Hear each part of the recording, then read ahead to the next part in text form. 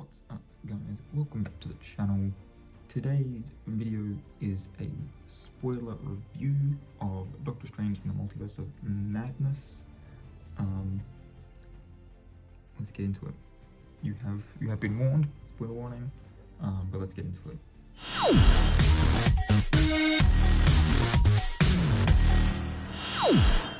So if you haven't seen my film reviews before, I take the critical and audience scores from Rotten Tomatoes, Metacritic, and IMDB, and average those out to get and then sort of round up or down as necessary to get a whole number. Then I take the film that I am reviewing in question and I break it into 10 components, give them each a score out of 10, add my scores all up, and we see whether or not the average score that we achieve from the critical and audience scores is an accurate representation of what the film is actually. Obviously, this is my review. It's also kind of my own little critical analysis, but fused together. So take that as you will. Our scores were: Rotten Tomatoes critics gave it 77, Rotten Tomatoes audience gave it 89%, Metacritic score was 62%, while the Metacritic user score was 64%, and then IMDB gave it a 7.8 out of 10, which equates to a 78%. Putting them all as percentages makes it easier to give us our average of 74%. The 10 parts that I used for this film, in the order that they are currently listed in front of me, are story, continuity, performance, soundtrack, directing and editing, cinematography, special effects, production design, originality or accuracy. This one looking more at its accuracy because it's an adaptation from a comic book, and then the cast and marketing.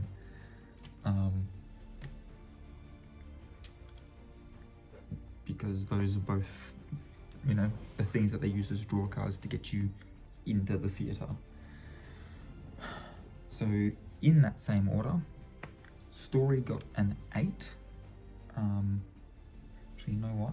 No, I'm swapping these scores around because it makes more sense this way. Story gets a 6.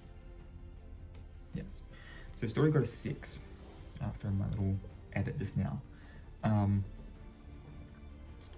that is largely due to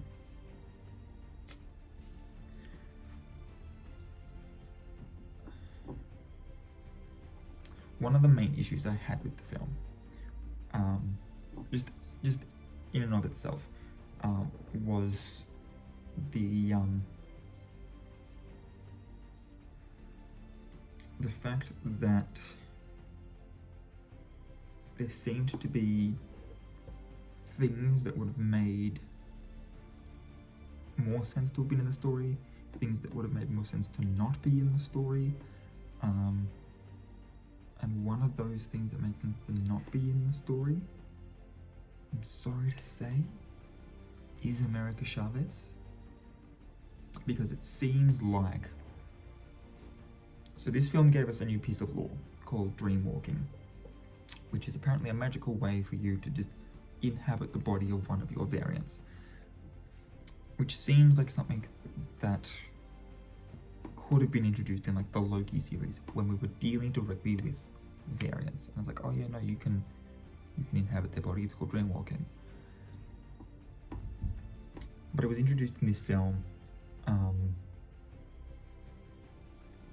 and I feel like the next level up on that same spell, which, you know, if the Scarlet Witch with the Darkhold is more powerful than the Sorcerer Supreme, I feel like she should be more powerful than that.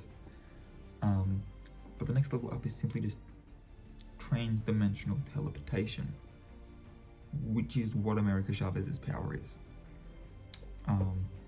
whole like mission for Wanda in this film is to get America Chavez so that she can physically go to another universe to be reunited with her kids. Which then obviously brings up the point that Doctor Strange himself mentions in that universe, that therefore means that there's another Wanda to have created those kids in order for them to be her kids, and then by our Wanda getting to be with those kids, what happens to that Wanda? Which really just makes Wanda's plan not thought out and entirely based on her emotions. Now, Wanda is my wife, and so it kind of sucked that she was just written poorly in this. I didn't connect emotionally with a character that I love and have connected emotionally with every other film she's been in.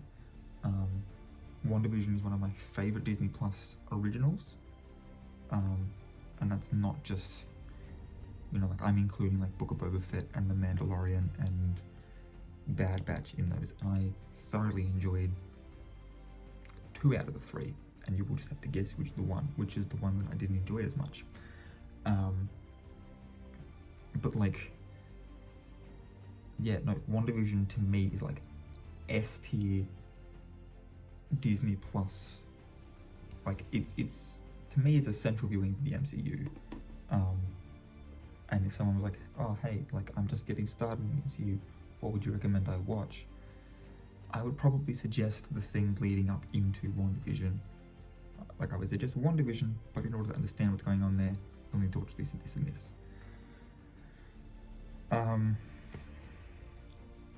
So yeah, quite a big slight on this film's part that it made me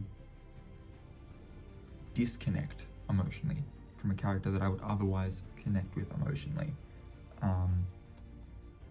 due to her whole character essentially being based around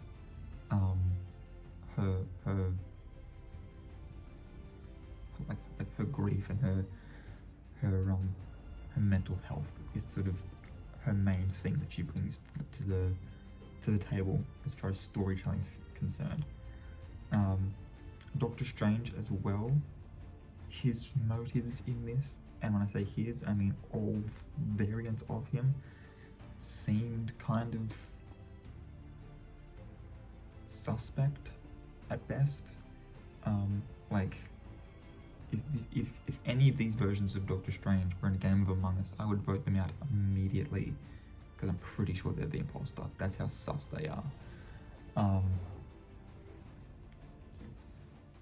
Yeah.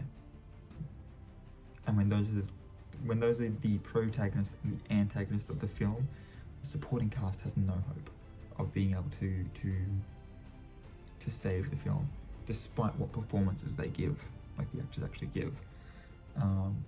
With the story being that kind of lackluster, and yeah, it became a hard sell after that. Continuity got to 7, and this kind of goes with that story thing before, and this is why the story gets such a low grade. Kevin Feige confirmed at the LA premiere that it was Sylvie stabbing He Who Remains in the last episode of Loki that allowed the spell in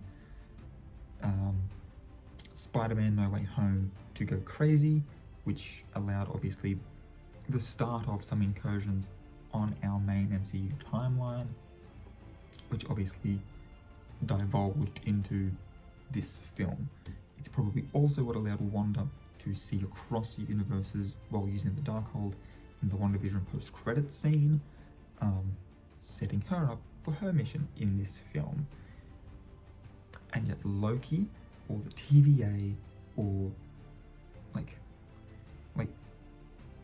Sylvie even, or even just like unmentioned, like there's a Kang in one of these other universes, would have been enough to be like, Loki's key watching before this, if you want to like tell your friends that are like, what do I have to watch before I go see it?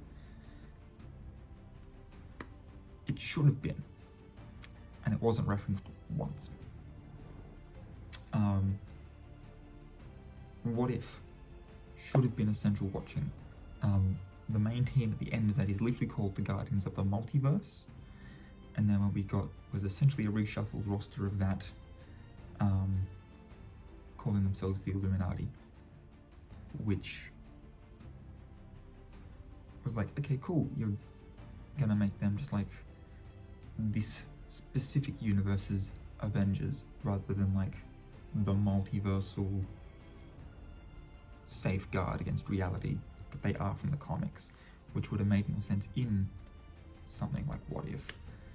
And the only reference to that was that we got Captain Carter and there was an evil Doctor Strange. Not the same dark Doctor Strange. This one was like a dark-holed Doctor Strange. And so that got a minimal reference, and then other than that, it was just kind of like, yeah, we can't really reference. I mean, he mentioned Spider-Man by name, but other than that, there was no other real mention of No Way Home.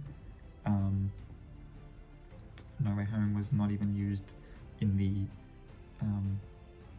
Marvel Legends episode for Doctor Strange on Disney+. But that's more of a rights thing than a continuity thing. And then WandaVision was sort of the main one that they were like, this follows on from that. But then with the fact that we've got so much content coming out at the moment, trying to fit everything into the timeline has kind of been a mission for the last year and a half. So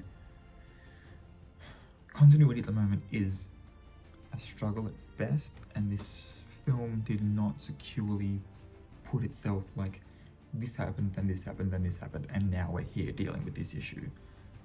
It was just sort of like, yeah, no, we're not here to talk about Westview, and I did a thing for Spider-Man, and other than that, we're not gonna like place ourselves in a year by, you know, showing a calendar or mentioning how long it had been since the thing with Spider-Man. So yeah, makes continuity kind of difficult. Performances, I give a 7 mainly because the actors that they have for their primary protagonist and primary antagonist are amazing actors, and they did exactly as well as I was expecting them to, with being able to play variants of themselves.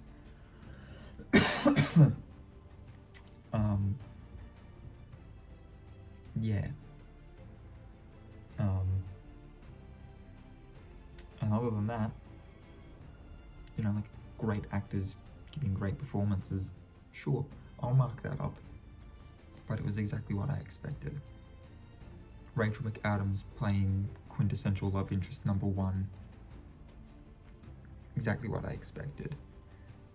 Benedict Wong playing the character Wong, who in the comics is quintessential mentor / confidant number 1. Exactly what I expected. America Chavez playing angsty teen, like Xochitl Gomez as America Chavez being angsty teen number 1. What I expected. And I haven't seen what else Xochitl Gomez has been in, so I don't want to criticize her too harshly. Maybe she absolutely killed it. I'm also not that well read up on America Chavez, so she had literally bar buried under the floor as my expectation level. And I don't really think she, you know, like she just sort of met expectation. She could have wowed me with like, look at the performance that I'm giving and like how I'm making this character my own. And it was just sort of like, you're playing an angsty teen. Like, I've seen this trope 100 times in late 90s, early 2000 films. The only difference is that you can kick star-shaped portals through reality. Like, what else do you have to offer? So it was a little unfortunate. Soundtrack gets a 9 because quintessential film score plus animated X-Men theme and WandaVision theme. Awesome. Speaking on those, since those both deal with confirmed and unconfirmed mutants in the MCU, I was kind of hoping that there's a scene in particular where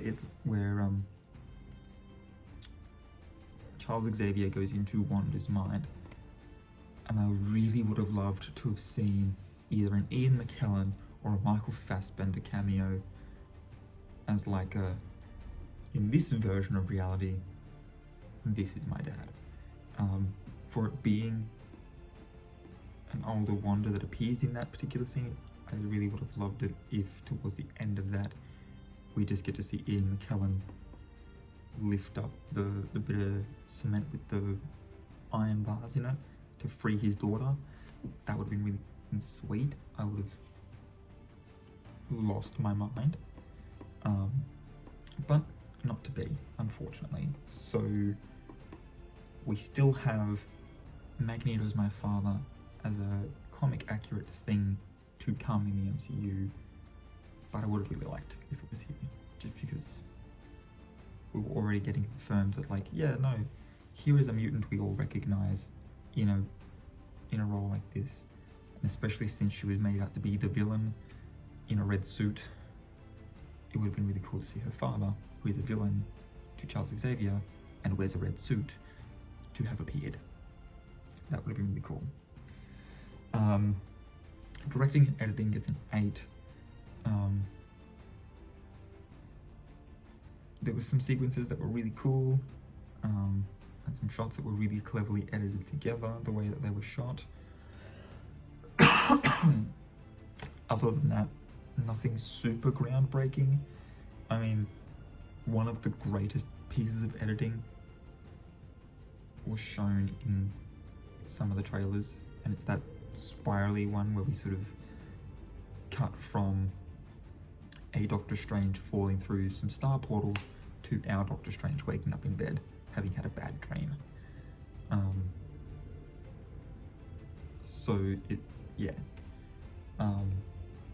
When you've already sort of given away one of your really cool edits, I'm not as impressed by it in the film. But other than that, you know, there was some really cool shots. It's just unfortunate that by the nature of what this film is, you can tell that most of it was produced on a like in a film studio, and so it's less about the cinematography and more about how well the compositors and digital effects artists can fit them into a scene,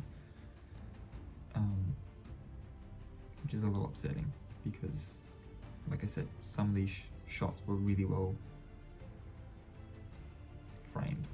So the cinematography gets a 9 because of the fact that some of these shots were really well done. And whilst, as I just said, while some of these shots are just digital recreations of certain things, it was still really cool to see the way that they chose to frame certain things. Like, we got to see a reference to the Evil Dead at least 3 different times in different ways, and one of them was through camera movements. Ironically, the camera movement being in the perspective of characters in the film that are literally Darkhold souls. And since the Darkhold is a book of evil magic, and these souls could said to just be ghosts of dead people, they are literally evil dead beings. So we literally had some Evil Dead in this, and we got the camera movement in their perspective. So like full Evil Dead reference, and that was great. We did get a mention, as I mentioned earlier, of Spider-Man. I feel like that's because Sam Raimi directed the Tobey Maguire version, who was in the last multiversal crossover film for the MCU. So we did get to have that reference as well, which was really nice. But yeah, no, cinematography 9, special effects gets an 8. Mainly, this came down to the fact that the compositors were able to keep with MCU's color theory when it comes to trans-dimensional energies. So the eldritch magic that the sorcerers use is always orange because they are projecting the light of their own souls in order to create protective spells. More often than not, they're protective spells. Wanda's chaos magic, being the thing that can manipulate reality, is red because of the reality stone, the ether. America Chavez's star-shaped portals have a blue border, which is the same color as the Tesseract, the space stone. The parts where we got to see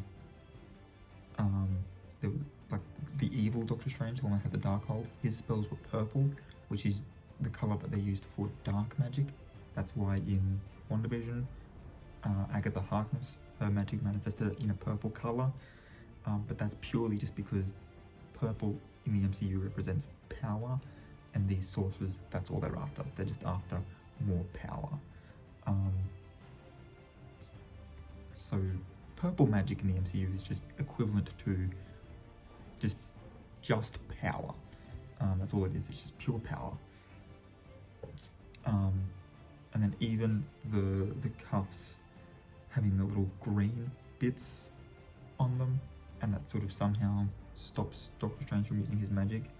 To me, that felt like it was somewhere between sorcery and science, in that it used some variation of like time stone energy, like time energy, to sort of actively reverse time by like a small fraction whenever you try to use magic,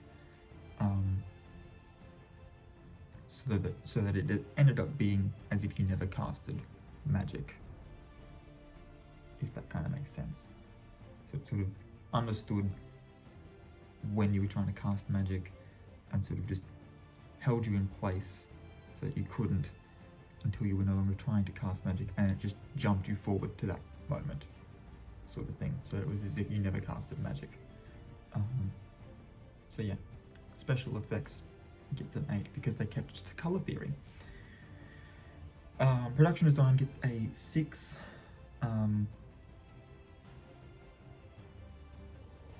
Actually, you know what? No, that gets a 7. I'm going to jump it up a number, which means I'm raising my score by 1 point. Because the detail that went into, now that I'm thinking about it, I'm tempted to give it another point. But the detail that went into the 2 alternate sanctums, the Illuminati headquarters and the temple on Wundagore Mountain, the Darkhold, those 4 set pieces, the detail that went into giving them all their own distinctive voice, I really enjoyed. Putting the Dark Doctor Strange in the universe that was sort of melting back into comic ink in the same way that episode 4's of What If had the same aesthetic, was kind of you know, like when you first enter that scene, you're like, oh, okay, we're about to visit an evil Doctor Strange, because that's what this reality indicates. When you go into the one that's like got flowers and stuff all up the sides of the buildings in New York. You're like, oh, this is like a really peaceful place to live, you know, like very harmonious, very light. It's not the harsh reality of the MCU proper. Yeah, you kind of are led to believe that Doctor Strange in that universe was a great hero, and then you get the statue and it's like he died fighting Thanos, and he's a hero to us all, only to then find out later on that that's a lie that they've used in order to preserve the status of heroes within that universe. I think it was really well done, really well orchestrated. Giving the Ultron sentries a yellow glow is kind of concerning, I'm going to be completely honest, because yellow is the colour for the Mind Stone, which means that AI is still being used. However, in Age of Ultron, red was used to denote Ultron Prime and blue to denote his subservient drones. So at the same time, yellow eyes and energy for an Ultron sentry shows that they are an AI that is still, like Jarvis, subservient to humans and happy to do so. So again, color theory. But no, so the production design was really cool. The costumes, I mean, adding a random patch to the Cloak of Levitation didn't make any sense. It didn't offer any stakes. It didn't, like, it wasn't like Doctor Strange had to enter the final battle with no cloak and then figure out, well, what am I going to do now because I don't have my Cloak of Levitation. Like, it offered no stakes, burning a hole in it. It just, only thing I can think of is it's like, oh look, we've deliberately shown that this Doctor Strange now has a blue patch on his cloak so that we can sell more toys. Like, that's the only logic I can give to it. But if that's how they're thinking it, props to them, and you know, if that's the only thing that leads to, then I suppose it kind of makes sense. Its accuracy and originality score is actually really good. I gave this one an 8. So Wundagore Mountain is from the comics. It is where the Temple of Darkhold is. That is where Chthon wrote the Darkhold. Chthon was mentioned. Chthon's subservients are the Angarai, and they were in this film. The Illuminati did originally consist of, among its members, Doctor Strange, Black Bolt, Mr. Fantastic,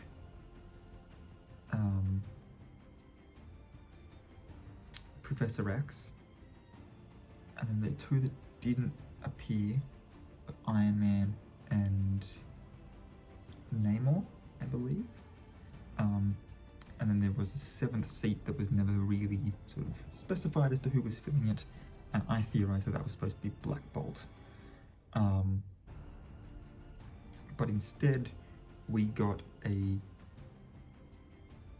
Captain Carter as sort of our Avenger character. And then we had Maria Rambeau as Captain Marvel. I don't really know of the two that were left whose spot she was supposed to be filling, because yeah, the original lineup of the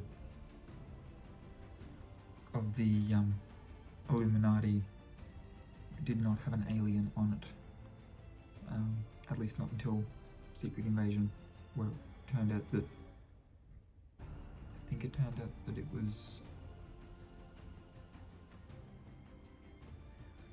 either Reed Richards or Black Panther, I can't remember. But if that's what she's supposed to be representative of, then I guess. But yeah, otherwise, I mean, 4 out of 6 is not bad, and then leaving a seat blank because at the beginning, Black Panther was like not joining. Kind of means to me, 5 out of 7's not bad going, and then you've just gone this character because what if, and then this character just to give Lashana Lynch something to do while we make the Marvels. Which does also make me think that we might get some sort of flashback scene when Monica was younger, and Lashana Lynch might have like a little flashback scene in the Marvels. Could be kind of cool. But yeah, no. And then, you know, America Chavez having her little backstory moment, accurate from the comics. They really just sort of pulled random bits out, put them in a place, and then just sort of wrote a very loose plot line to tie them all together. But otherwise, the things that were in the film were quite accurate. So, yeah.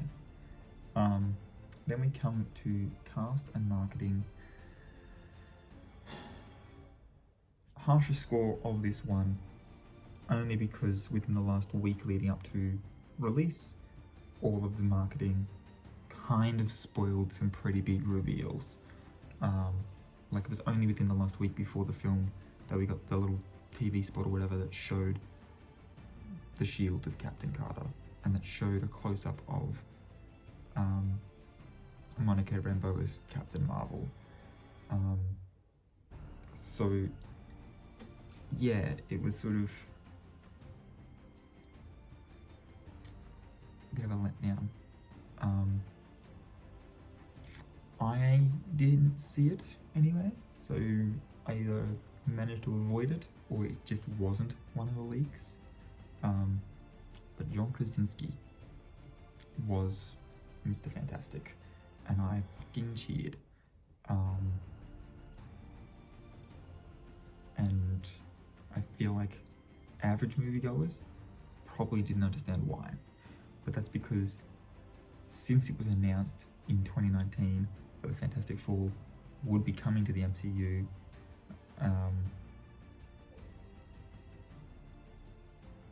he's been the forerunner of fan casts, and so the fact that Marvel were like, this is what's going to get people to go and see Fantastic Four, let's cast him, he wants to do it. He had originally auditioned for Captain America, so I feel like since both Human Torches from both iterations of the Fantastic Four ended up being in the MCU, the original one becoming Captain America, having someone who originally auditioned for Captain America now be in the Fantastic Four can kind of reference itself that way. So I think that's kind of cool. It does now mean though that the speculation is kind of on, does that also mean that Emily Blunt is playing Invisible Woman? God, I hope so. And then past that, I don't know. People were fan casting John Cena for The Thing. He's playing Peacemaker, and Warner Brothers have made their superhero actors sign exclusivity things, so they can't be in the MCU and the DCEU, which means we're also not going to get The Rock as The Thing. I think that would have been a great meta joke for Ryan Reynolds to just sort of play on whenever he crosses over with them. You know, like just a quick thing with Deadpool being like, oh yeah, can you smell what The Rock's cooking while the Thing's making eggs or something? Would have been like a fun little meta joke that he could have made, but we're not going to get it. And then for Human Torch, personally, I'd like to see Liam Hemsworth. Only Hemsworth's brother not to currently be in the MCU. Let's give him the Human Torch, and then let's put him in a scene with Thor, and just sort of let the brothers improv it out. I think that'd